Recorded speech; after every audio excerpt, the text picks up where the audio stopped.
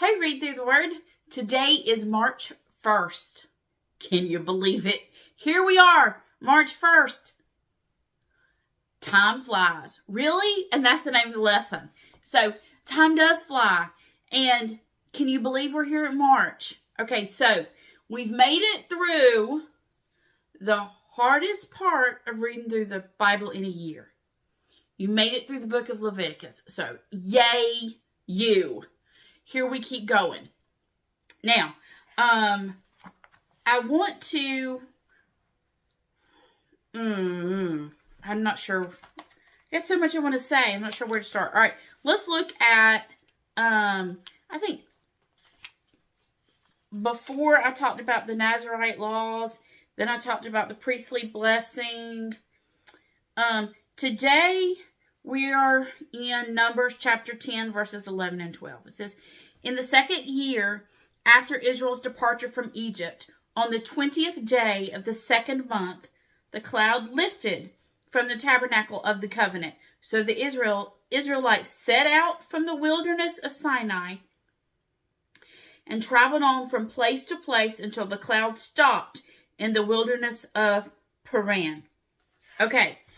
Oh my, so much. Numbers is often an overlooked book. People don't want to read Leviticus at all because they don't understand its need, and they just think it's confusing. And so I hope we have helped you with that. If that was how you used to be about it, please don't be.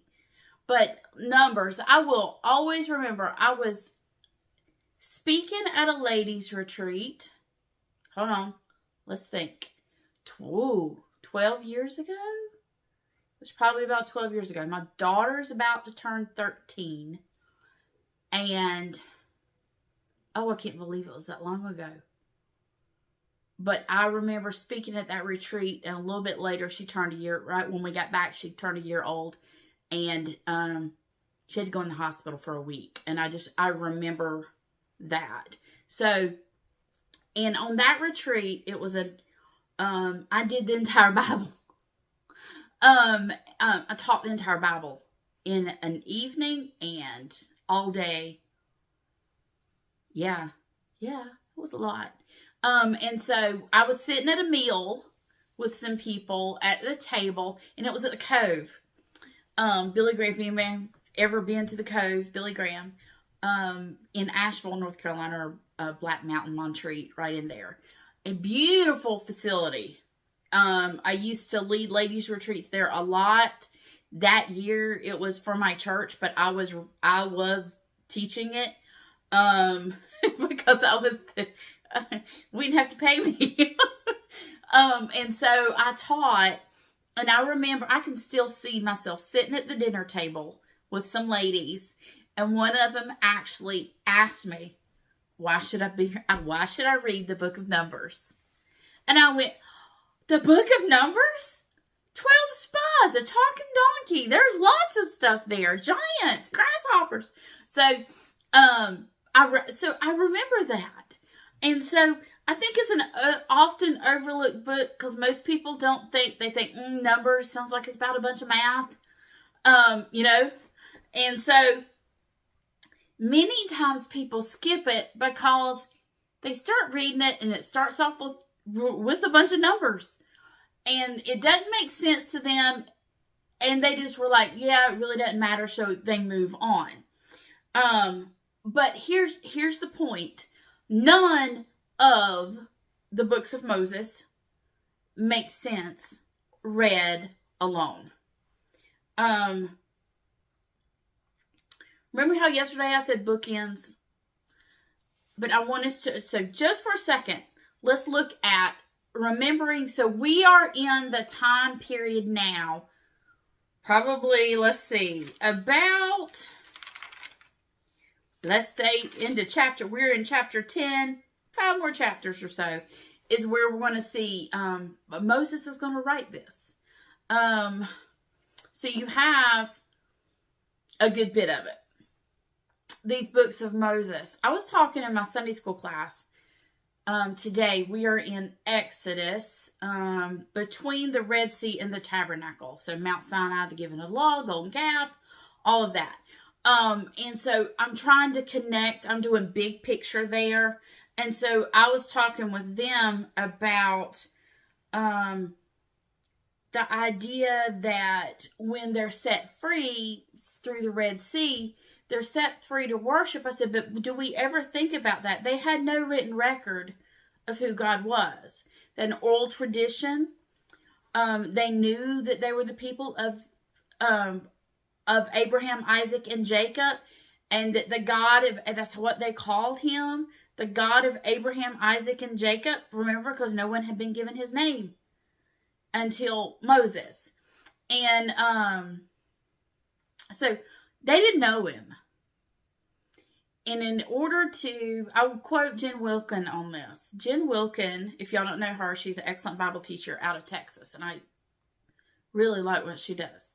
And she says, the heart cannot love what the mind does not know. And what God does is establishes ways that his people can come to know him, know his holiness through the book of Leviticus, can know his holiness through the law, can come to, because how are they ever going to love a God who is spaceless, timeless, and immaterial? How are they going to love him when they can't see him and they can't touch him? And he does not exist inside the box of space, time, and matter that he has created. How are they going to know him?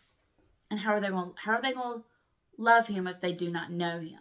So Moses writes down the God-breathed words so that they can know him. And through knowing him and how he works with his people, that they can then love him. Because it is all about love. And if we think about that, that's what these first 5 books are written for. That any of them that stand alone don't make much sense. So I love the book of Genesis, but if you just read the book of Genesis and you're like, okay, Joseph is dead in a coffin in Egypt. Oh my word. Like, isn't there supposed to be land? And this is so not where I thought this story was going. And so then, okay, now you go into Exodus. And Exodus is like, okay, there came a Pharaoh who knew not Joseph. Yay, okay, Joseph, they're in Egypt and now they're enslaved. But if you hadn't read Genesis, you'd be like, who's Joseph? You'd be just like the Pharaoh. There came a person who knew not Joseph. Who's Joseph? How's he connect to Abraham? So you have to have read Genesis for Exodus to make sense.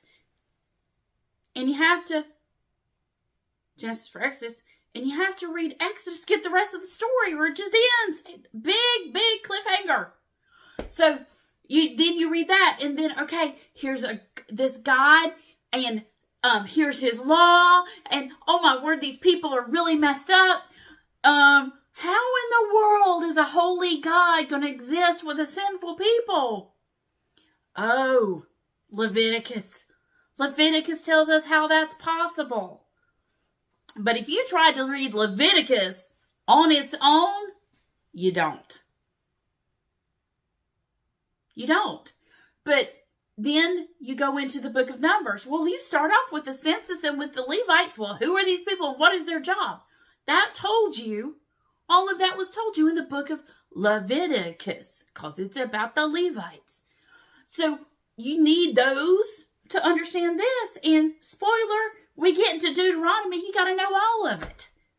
So for Deuteronomy to even make sense, and if you don't have Deuteronomy, then you don't know, like, these new people who are going to die off in 40 years. How are they supposed to know what to do? What in the world's going on? Because they don't know. Well, Deuteronomy's going to take care of that. See, they all work together. We're going to read all of them. So none of the books of Moses make sense apart from the others. Numbers shows us that God honors faith and punishes unbelief.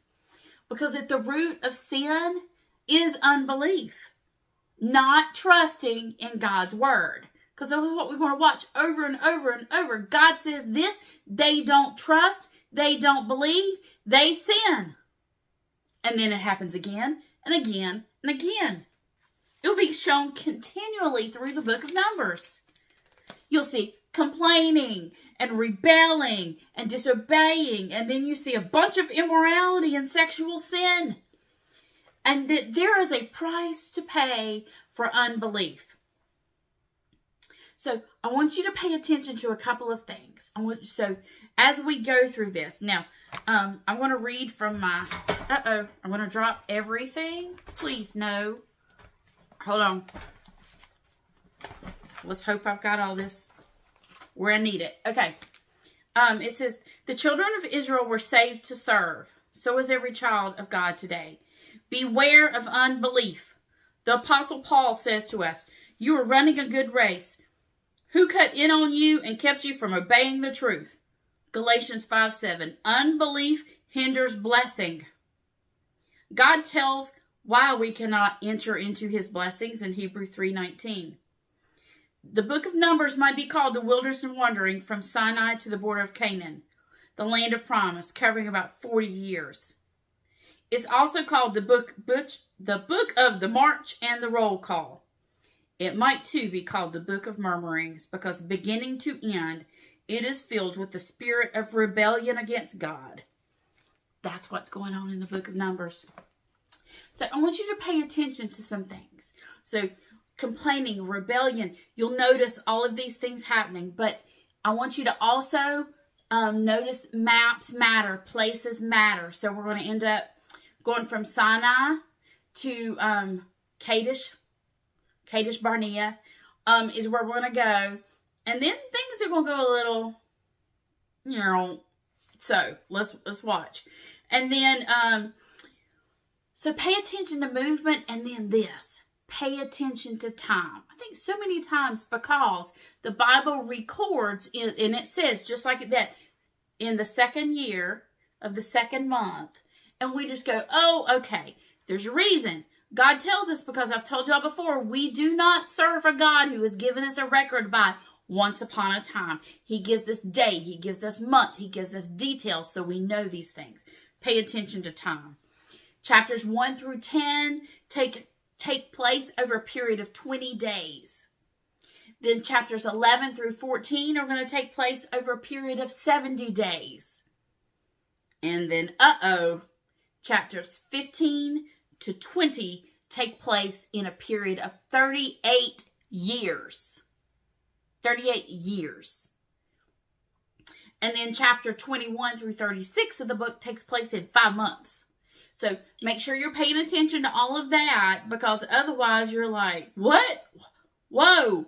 But what I want us to see is this pattern of rebellion that will begin here, and we're not done with it, is above all. What we need to see is there's a God, the God of the Bible, the God of Abraham, Isaac, and Jacob, who is faithful despite his people's failures. That's why he's the hero of the story. And we'll see you next time on Read Through the Word.